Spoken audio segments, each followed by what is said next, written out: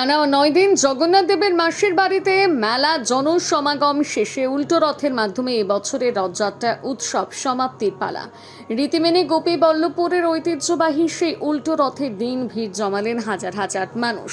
এদিন কাপাসিয়া মাসির বাড়ি থেকে শ্রীপাদ গোপীবল্লভপুরের ঠাকুর বাড়ির উদ্দেশ্যে রওনা দেন প্রভু জগন্নাথ, বলভদ্র ও দেবী সুভদ্রা। উল্টো রথের দিন ভিড় সামলাতে গোপীবল্লভপুর থানার পক্ষ থেকে বিশেষ ব্যবস্থা নেওয়া হয়। 4 কিলোমিটার রাস্তা জুড়ে একাধিক জায়গায় ছিল পুলিশ সহায়তা কেন্দ্র। আধিকারিকরা উপস্থিত থেকে নিরাপত্তা নিশ্চিত করেন।